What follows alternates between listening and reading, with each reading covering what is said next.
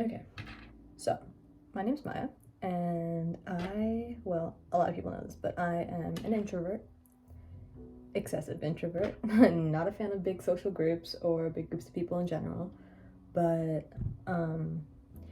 yeah, so how did I end up across the across the world, in another country, by myself? How did that even happen? So, studying abroad as an introvert with high anxiety. That's today's topic. So first it's like, how the heck did I even find the courage to come here or start the process to study abroad? It started off in January of 2023. It was my first semester at St. Edward's, and I was just getting used to the campus and everything. It's a very small campus, so and then I saw these signs for study abroad everywhere, and I was like, oh, and then I talked to my mom. I was like, this is something I've always wanted to do. Wouldn't it kind of be cool? So I booked a meeting with the counselor, and I was like, okay. This was in April when I booked the meeting, but I went to the meeting and I was like, what are my opportunities to study abroad next semester, so fall?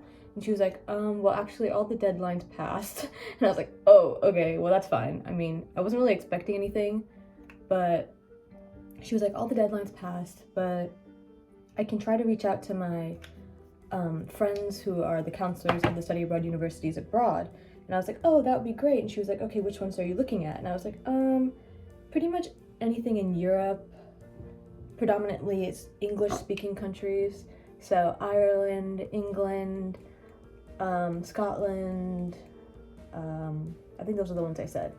So she said Ireland is fully booked, they have no spots left, and Scotland is fully booked, but she emailed the person in Scotland and she was like, can you make one more spot?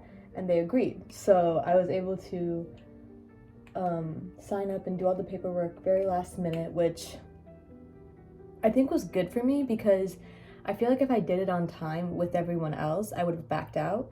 But since it was like, oh my god, they were going through all of this effort to open a spot for me, rush all the paperwork back and forth, and make sure I was on track, I was like, oh, there's no way I can back out now because some people are going through all of this work to make it possible for me to get there. So I was like, I'm kind of stuck. So yeah, that happened. That was the whole process. So I eventually, all the paperwork was done. I was registered to study abroad, bought my plane tickets. Didn't hit me until a week before when I started packing, and I was like, oh god, is this a mistake? Why? Right, we're gonna have to go without AirPods because my AirPods just died. But where was I in my story? We got all the paperwork done. Oh no, I think I already talked about that. Oh, it was the week before I was getting ready to leave, so it was the week of goodbyes and everything. And I started second guessing myself. I was like, why am I doing this? Am I even able to do this? I have never even lived alone, let alone moved to another state, been to another state alone. Everything I've done has been with my family or friends. So where did I get this idea from? Why am I doing this? And then I was talking to my mom and I was like, is this a bad idea? She was like, well, I mean, even if it is, there's no backing out now. Everything's set. We bought our plane tickets and everything. I was like, you know what? You're right. Yay me. So, I mean, there was no backing out at that point. So I had to just tough it up. I packed my bags and we headed out and we landed in Scotland. The first week was actually fine. My mom was there, so that was great. I didn't have any anxiety. I mean, obviously it was a new place, so I had to learn and get adjusted to everything, which was normal. So that wasn't a big shock to me. I think because there is a lot of cultural differences here, but I think because it's very similar to the way things in America are run, there wasn't that anxiety and cultural shock that I was expecting, because it kind of just felt like I was at home again. And everyone is super nice here. So that made it amazing. And so the first thing that I did when I got on campus was I found like my safety spots. So for me, whenever I'm in a new place or like moving or like a massive change in lifestyle, I like to identify a few safety places or like safe spots, places where I feel safe in, that I know that if I'm having like a stressful day or like a scary time or like a hard time adjusting, I can go to those spots and I'll feel safe. So one of them is obviously going to be my room. So I made sure like I have pictures of my family over there. My friends got me like stuffed animals and little trinkets and cute things. So those are on my dresser over there. I have stuff on my bed, like stuffed animals and stuff. On the bulletin board right here behind the camera, I have a bunch of letters that my mom, my family, my friends all wrote for me before I left. So I get to look at those every day. And just things that remind me of home, but also are not going to make me feel homesick. So I put those up. So this is my safe space if I'm ever feeling stressed out or anything. So I just come in here and I just like relax, chill, like I'm going to be okay. And then the gym. So me and my mom went and we found the gym as soon as we got on campus. That was like one of the first things we did. And got a gym membership. So 2 safe spaces. And I think that's a really good idea for anyone who is having a big change or going through a lot, because if you don't identify those safe spots, you feel very overwhelmed and then you kind of get like stuck in your mind and with your thoughts, and you're like, everything is just racing. But when you have those safe spots, you're able to just calm down, breathe, center yourself, and tell yourself everything's going to be okay. So that's really important. If you're an introvert or have a high anxiety and you're having a big change in your life, you also need to have like a reason. Like, what is your reason to study abroad? Mine was, my parents had me at a very young age. Like, they got married and they finished college, they got married and they had me. Like, that was like their life, like their timeline. And that's great and everything, but you know, once you start having kids, you lose the ability to travel as easily. You know, you have a family, you have responsibilities. So my motivation was to be able to have all these adventures and everything before I start having all these major responsibilities in my life. Because I wanted to see the world. I've always wanted to travel. And I mean, things in the past have held me back. But now I was like, there's nothing holding me back. Like, I'm single, I'm ready, like nothing is holding me back. Time is only passing. And if I don't do this now, it's never going to happen. And I want to see the world. I want to explore, I want to travel, I want to experience new things. So my why, my motivation was do it for my mom, because my mom wanted to travel, but she ended up having me, and then after me came Ria, and then Sonia, and then Ajay, and then by the time she was able to like realize what was going on, she had 4 kids, and trying to even go to another state with 4 kids is basically impossible. So I was like, I want to do this for my mother, and she always wants the best for us. So I was like, okay, you know what? This is what she wanted to do, so I'm gonna do it for her. And that was my why. Also, like, you're only gonna live once, so why stay in one country? There's a huge world out there with so many different cultures and people. So why limit yourself to the country that you live in? Because you're losing out on all of those experiences and like learning experiences because you want to feel safe, which is completely understandable and fine. But if you don't push yourself, no one's going to push you. So you're never going to become a stronger person. You're never going to become adaptable. You're never going to be able to tell people about your stories when you're older, because you never took the chance and opportunity to go on those adventures. And the thing that I told myself throughout this whole study abroad journey or like process was, God is not going to give you the opportunity to do something if he does not think you're ready for it. So I was telling myself that I was like, I'm obviously ready. Even if I think to myself that I'm not ready, he knows I'm ready. So that's why this opportunity was presented. Because if you think about it, I shouldn't have even been here. You know, like, all the deadlines were passed. There wasn't even a spot open, but a spot opened. They pushed the deadlines for me. Like, everyone worked super hard to make sure that I was here. So like it's God's plan that I was supposed to be here. So that's what I was telling myself throughout the whole like journey, so I didn't freak out. You know, it kept me grounded because I was like, okay, I can do this. This is something that I am capable of doing. I mean, I've done so many things in the past, and yes, this is the biggest thing I've ever done, but I'm not. It also definitely helps to have support. You need a support system when you're making a big change like this. So whether that be family, friends, teachers, professors, counselors, doctors, like you just need a support system. We need people who are going to tell you got this, who are going to be there for you when you're in the other country. And that just makes everything a whole lot easier because you don't feel alone. Like once you get here and you have all these thoughts and feelings and like exciting things that you want to talk about, you have people back home that you can call up and talk to. So a support system is a must. You have to do it.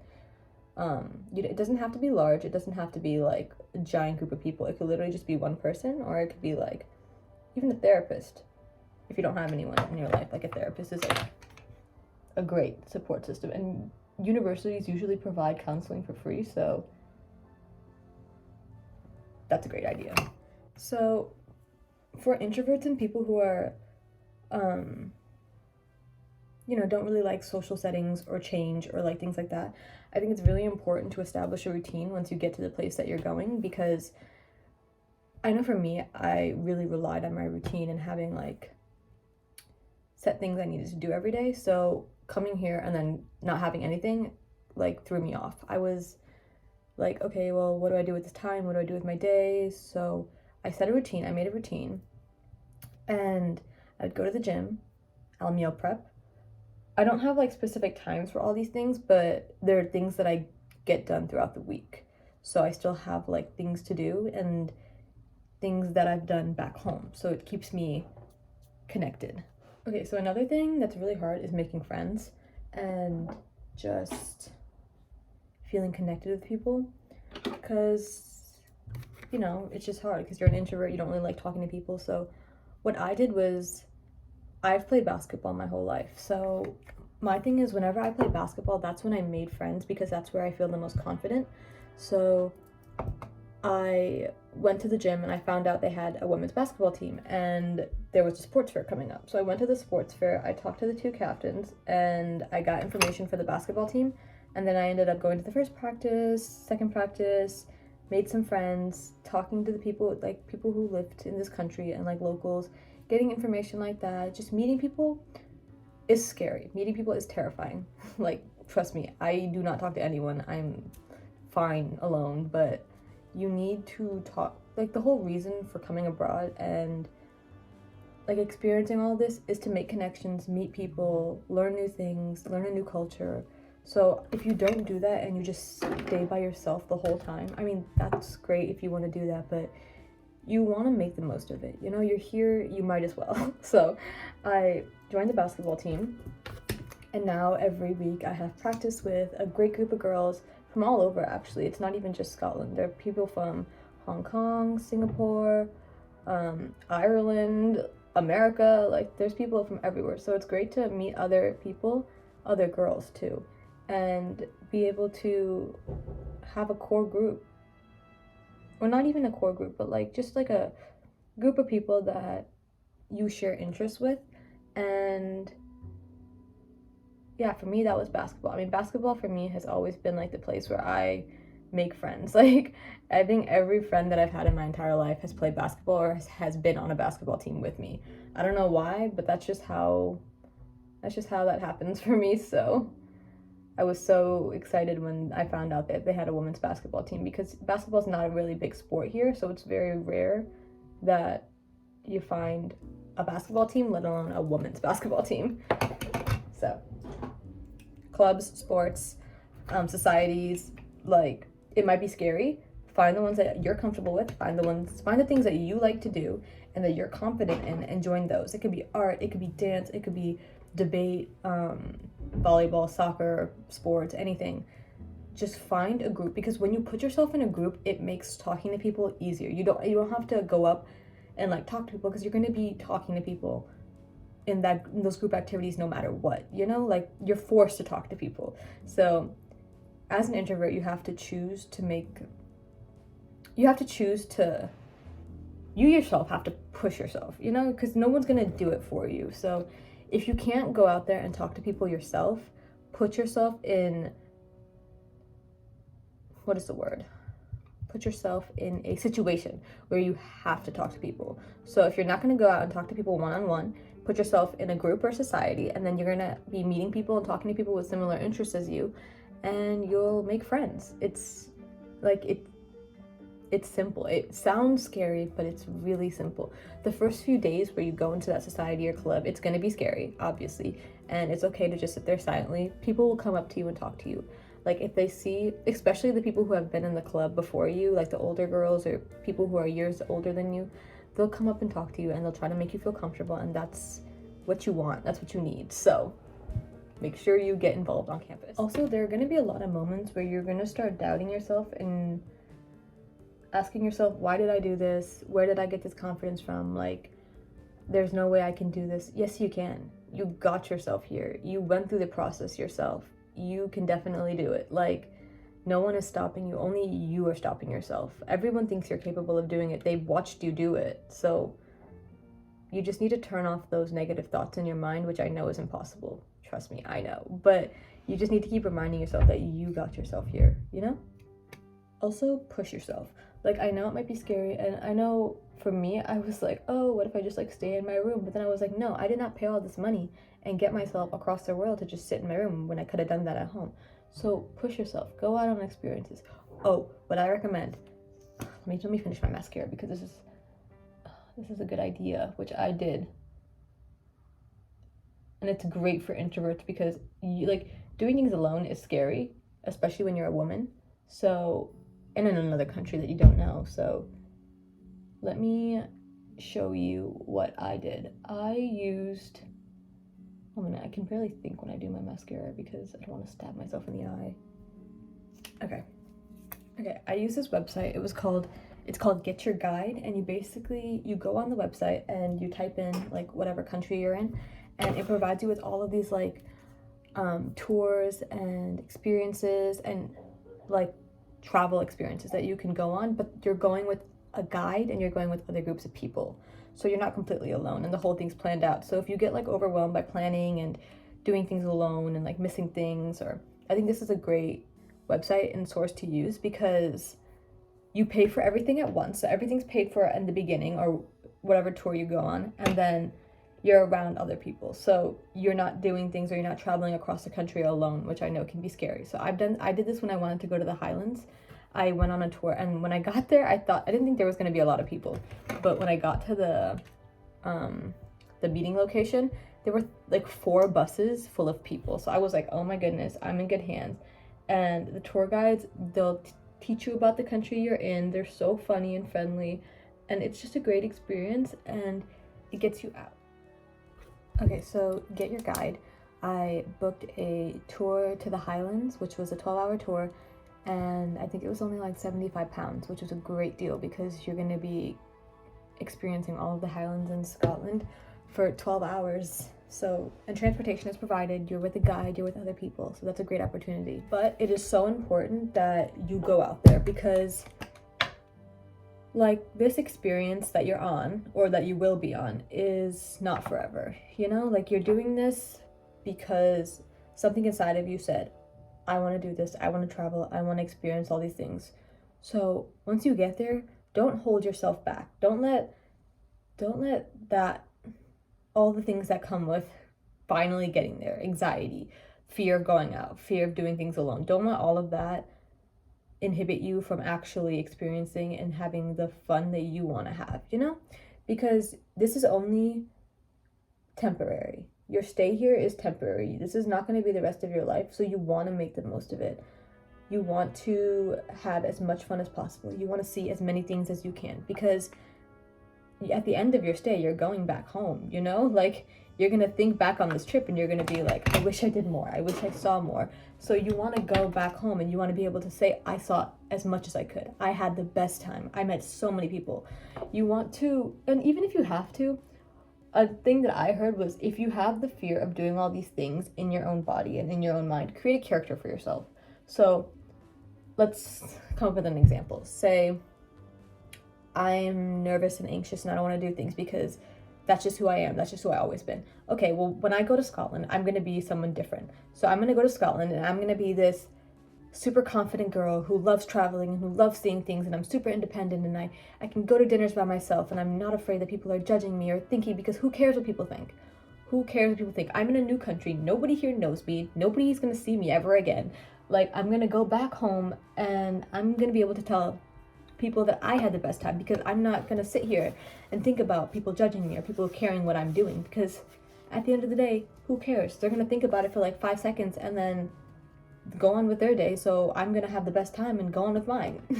Like, you need to, if you can't do things with your own mentality and your own personality, put yourself in a different mentality, put yourself in a different persona. And once you become that different persona, you'll be able to experience and have a better time, because you're not worried about what other people think.